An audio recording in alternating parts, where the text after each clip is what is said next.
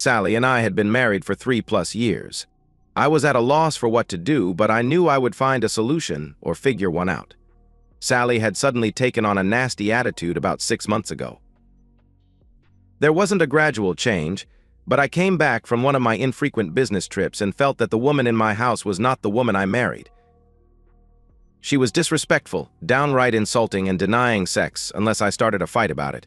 I suspected that either she was cheating or someone was bad-mouthing me to her. I came home from another out-of-state business trip on a spring Friday evening. Sally came down the stairs from the bedroom dressed to kill. A little black cocktail dress, obviously no underwear because the dress was so tight that she had a hard time walking in it. Any underwear would have been visible as panty and bra lines. She also had on 4-inch high heel pumps, and the finishing touch, more makeup than she has worn since I met her. She said angrily, "Oh good, you cheating piece of shit. I am glad you're here before George comes to pick me up. I will not be back here tonight, so don't wait up." I was stunned. What in God's name are you talking about? I have never cheated on you. And just who in the fuck is George? She refused to answer. I angrily added, "If you go out tonight, I won't worry about you not being back in the morning. Once you walk out that door without me, you will never come back in this house." I was beyond angry, even though I was still confused. I continued, "Oh, would you be so kind as to inform me who told you I was cheating on you, and when and where it was supposed to have happened?" "I don't have to tell your cheating ass anything. I was told by George you cheated, and he even has pictures. I will show you." She went to her purse and grabbed some pictures. I looked at the pictures and almost laughed. "You stupid, look at these pictures. That is my head on a 5'8". He also has a tattoo on his left arm." "Look, you stupid bitch. Am I 5'9"? Am I tattooed? Is that the hairstyle that I have worn for 18 months? Who gave you the pictures and introduced you to this woman in this picture?" Sally had a look of confusion, but after a moment took a determined stance. "George told me that you met Grace and fucked her, and these pictures prove it." With that, the doorbell rang. I pushed around Sally and answered the door. "You weren't supposed to be back until tomorrow," said a very surprised man in a sport coat and slacks. He looked confused and almost frightened. He stood about 5'9" to my 6'3". He was also reaching for something in his pocket with his left hand, and his shirt and jacket exposed enough of his wrist to show part of a tattoo. I grabbed his arm and slid the sleeve of his coat and shirt up. "Look, you stupid bitch, isn't this the tattoo that is in those pictures?" As I asked the question, a knife fell out of his pocket. Sally seemed to ignore me. Then she moved past me and said, "Let's get going, George. This asshole is going to learn the consequences of cheating." They started down the walk. "Stop," I shouted, and they did, and then turned back to me. The neighbors came out on their porch. "Sally, I will leave your clothes in the garage. I warned you that if you left, you wouldn't be able to come back. You made your decision. Just remember, I showed you that the pictures were fake, but you chose to ignore me. When you find out the truth, do not come crying to me because you have just destroyed my love." Then I looked at George. "Oh yes, George, if you think you got away with fucking the slut on your arm without consequences, remember payback is a stone bitch. It may not come today, maybe not tomorrow, but it will come. You two have fucked with the wrong person." They laughed nervously, and Sally gave me the one-finger salute as they walked toward a car parked at the curb. What a wonderful fucking homecoming. My name is Grant Gorman. When the Friday surprise occurred, I was 34 years old. I was and am a systems troubleshooter and senior installer for a small but significant security software company. I am also a part owner because of bonuses and stock options. Sally did not know about the ownership, or that I plowed back most of my bonuses to purchase more stock. I owned almost 15% of the voting stock. That was the most for a single shareholder except the company founder. The only people who knew my position were my lawyer, who voted my proxies, the founder, and the government. The IRS knows everything. I met Sally when I literally ran into her. I was 26 and just out of a failed engagement when my fiancé decided that cheating before the wedding was not cheating. She learned differently when I called her father and told him why the wedding was off. It was fortunate that we had only just started the planning, so her parents were not out a lot of money. I was going into the airport when Sally dropped a piece of luggage and had bent over to pick it up when a distracted klutz named Grant crashed into her. I apologized and helped her get to the security line. After we both got through security, we headed in the same direction. As we now only had our carry-on bags, I offered to take hers to as far as I was going. When I told her what gate, she started laughing. She said, "Don't tell me you're going to Dallas on the 9:30 flight." "I am too. By the way, I am Sally Henderson." "I know you didn't disrupt me on purpose, so if you would, when we get to Dallas, would you stick around me until my sister shows up? There is an angry old boyfriend that works at the Dallas airport, and if he sees me, he is liable to try to hurt me." She continued, "I know it is a lot to ask, but my sister is having a baby and her husband is deployed overseas, and I am needed to help her. I'm just afraid that Tommy will see me. My sister tells me that he has flown into our home airport and tried to find me. I know it sounds strange, but you have been so nice to me that I thought I could trust you." I agreed to stick with her as I had nowhere I had to be until the next morning. I also hated abusive assholes. When we boarded, she was in the seat across the aisle from me.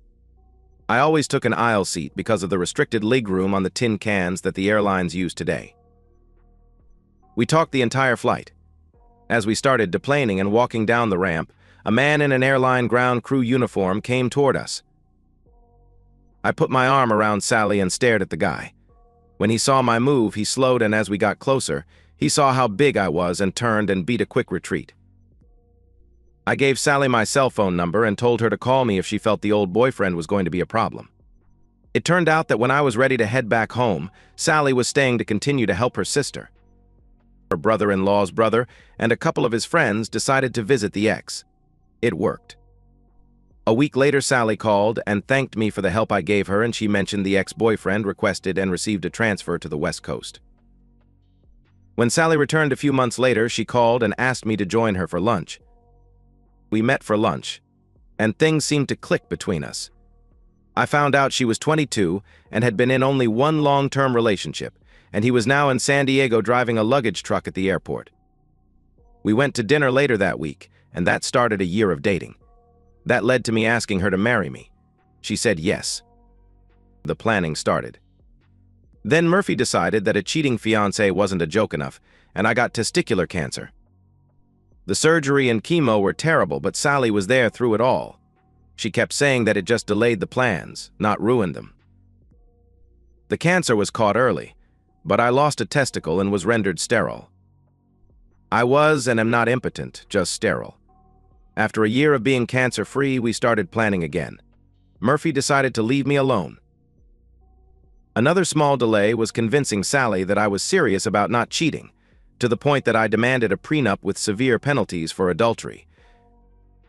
I had to explain to Sally that it was a deal-breaker and no signature, no wedding. She signed finally after a 2-week deep freeze. The wedding was great and the honeymoon was in Belize.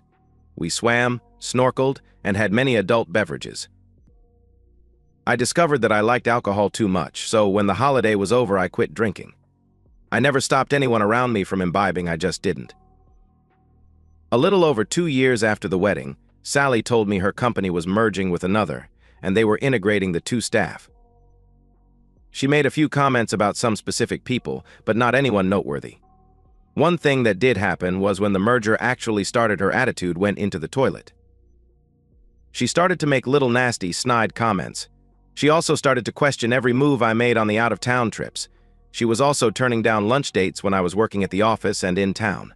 The worst was the direct insults. That was what I was putting up with before the Friday night date. After she left, I called a friend, Jack Harvey, who was a locksmith, and had him change all of the locks and install a new code in the garage door opener. He charged me as if he didn't know me from Adam and said it was because Sally told him about my cheating. He didn't change the bill but understood that I was being wrongly accused when I showed him the crappy photoshopped pictures. I was pissed that she had tried to do that. That meant that I was now going to burn her and him down to the ground. I would enforce the prenup. The divorce lawyer was going to go on my speed dial Monday. My boss had gone through a messy divorce, and only a shark of a lawyer saved him from a vindictive ex-wife and her lover. I would use his recommendation for an attorney. I also decided to fuck with her mind. I called her boss, who was also a friend and customer. Terry Smitter told me that the blending of the two companies went well except for two of the newcomers. George Daniels and Grace Ritter were not happy that they were not given management positions and were making trouble for a couple of the old-timers. He added that they were both facing termination as they had several disciplinary problems. I told him I was going to make his day. I explained what happened tonight and about the photoshopped pictures. He asked me to send them to him and gave me his company email address. I scanned and sent it, and he called me back. It was his troublemakers, and the head in the picture came from the wedding picture off of Sally's desk. He said that if I wanted, he would fire both of the troublemakers. I said yes, but if they went, Sally needed to go too. I told him what she said tonight. I even told him about showing her the tattoo on George's arm from the screwed-up picture. I garbage bagged all of Sally's stuff that I could find and put it inside the garage door. I locked up, unplugged the house phones, and went to bed. Saturday morning, I woke at my usual 6:30, and there was no noise. I checked my cell phone, and there were 7 messages, all from Sally. I didn't delete them, but I didn't listen to them right away. I was just finishing my breakfast when the house phone rang as soon as I plugged it back in. I answered, and it was Sally's mother. Edna was and is a loving, caring person who I had almost adopted as a second mother. She was crying. I told her to calm down and tell me what was wrong. It took a couple of minutes, but when she was finally coherent, she said Sally told her about last night. She went on to explain. Sally told me she went out and had sex to pay you back for your cheating. Then, when she had let the man fuck her, he laughed and called her a dumb slut and showed her the original pictures. Sally was devastated and cried on the phone to me that she had ruined her marriage. She continued. She said she tried to call you and left at least half a dozen messages. She also said the asshole left her in a town 20 miles away and told her to find her own way home. Is all this true? I replied. I am sorry, but the fact she cheated is true. She told me it was because she had pictures that showed me messing with a woman. The picture was a terrible photoshopped mess. I showed her that the guy could not be taller than 5'9" and had a tattoo on his left arm. She wouldn't listen, and as she walked to his car, she flipped me the bird. She did indeed destroy our marriage.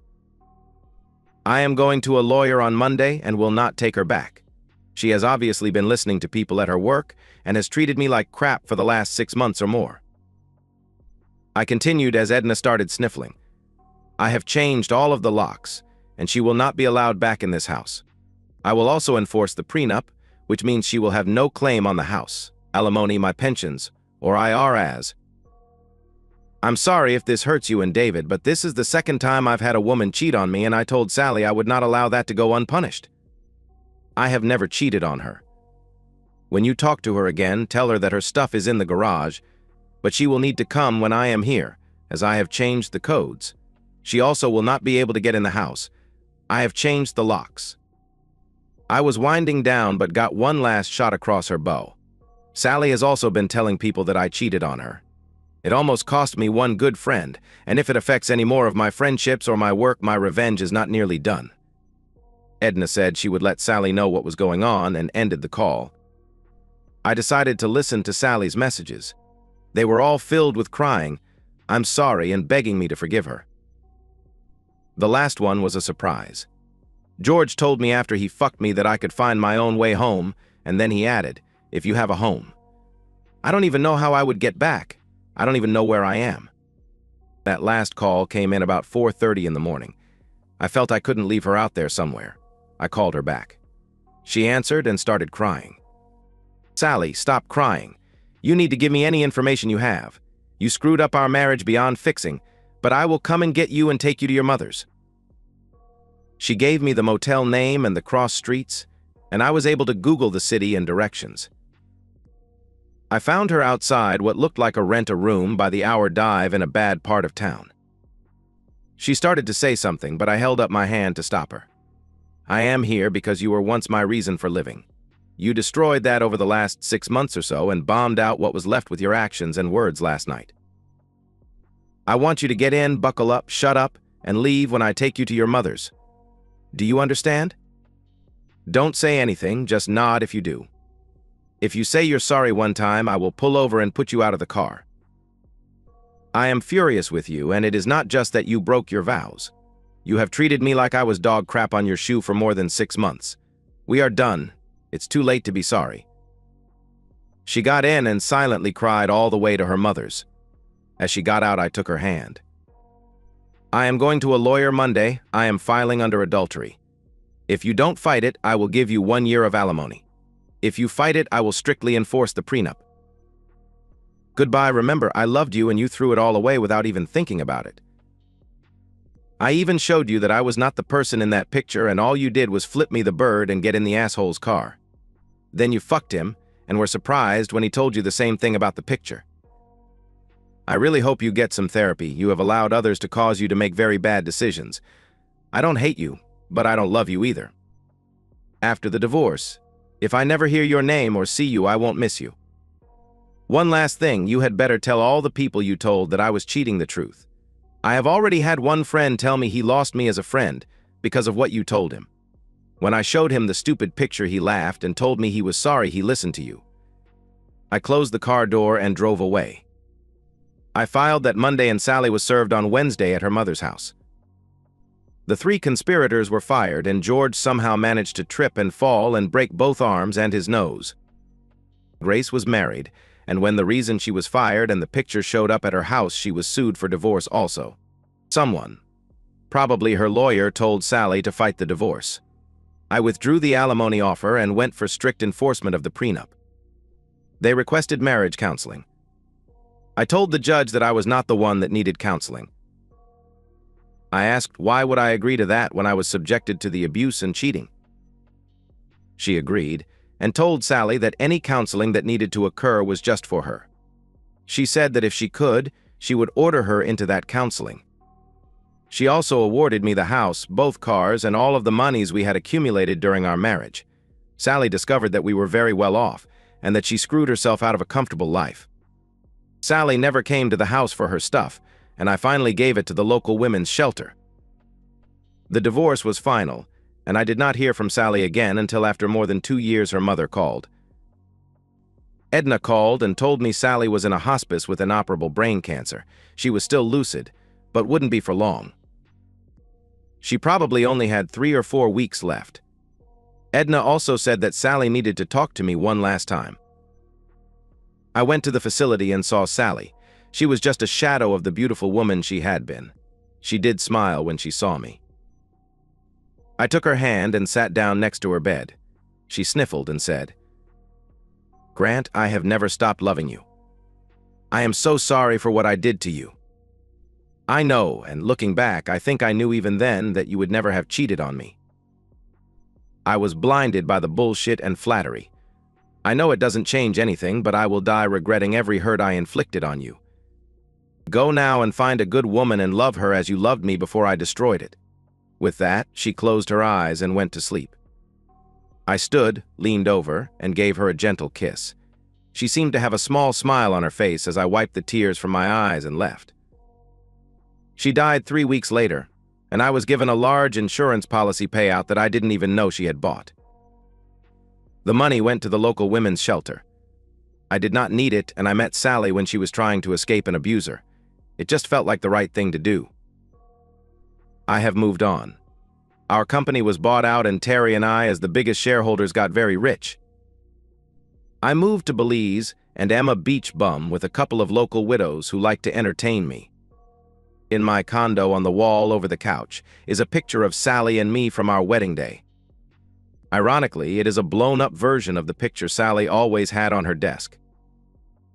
I found that after my anger was over, while I could not forgive her, I still loved and missed her. Every year on our anniversary, I fly back and put flowers on her grave. It is getting less painful, but it still hurts. And that's the end of today's story. If you enjoyed it, please give this video a thumbs up and drop a comment below. Your support helps the algorithm push my content further. If you're new to the channel, don't forget to hit that subscribe button. It really helps me keep creating more stories for you. Thanks for watching, and I'll see you in the next one.